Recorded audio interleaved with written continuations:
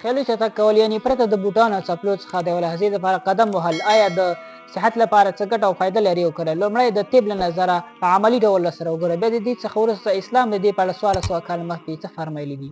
په سکرین چې تاسو ته کومه ویډیو ښکاري په دغه ویډیو کې دغه ډاکټر د ناروغ وینه اخلي او تر مایکروسکوپ لاندې ګوري. په مایکروسکوپ یې کاملا نصب کړي، تاسو ته یې په سکرین باندې ښایي. د ناروغ څخه وینه واخیسته، تاسو لیدلی شئ دا د ناروغ د وینې حجرات دي. که وګورو د حجرات بانونو ته ورته شکل لري. که فکر وکړو دا حجرات سره یو بل سره نښتي دي، یو بل سره یو ځای شوي دي، مطلب د وینې جریان یې سم نه دی. وینه په اسانۍ سره دوران نشي کولی، په اسانۍ سره جریان نشي کولی. اوس دغه ډاکټر ناروغ ته د خیالي چټک کولو او مزل کولو امر کوي. د څه لحظې لپاره دغه ناروغ خیالي چټک وکړي، بیا د هغې څخه وروسته نتیجه وګورئ. اوس د خیالي چټک کولو څخه وروسته ډاکټر اوس بیا د ناروغ د وینې یوه نمونه اخلي، تر مایکروسکوپ لاندې بیا ګوري.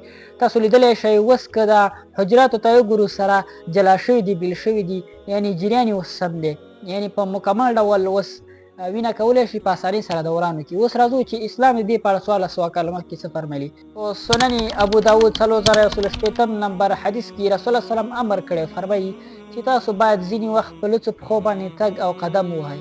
چې دغه څېړنه کول په اوسني ټکنالوژۍ او همدارنګه په اوسني مایکروسکوپ باندې ممکنه ده، خو مګر رسول الله صلی الله په اړه 1400 کاله مخکې بدون د کومه مایکروسکوپ په اړه فرمایلي دي. هیله ده چې ویډیو به مو خوښه شوې وي، در سره یې لایک کړئ او د داسې ښایسته ویډیوګانو لپاره عبدالرحیم حناني سره اوسئ. زموږ د یوټیوب چینل در سره سبسکرایب کړئ او فیسبوک په اړه در سره فالو کړئ.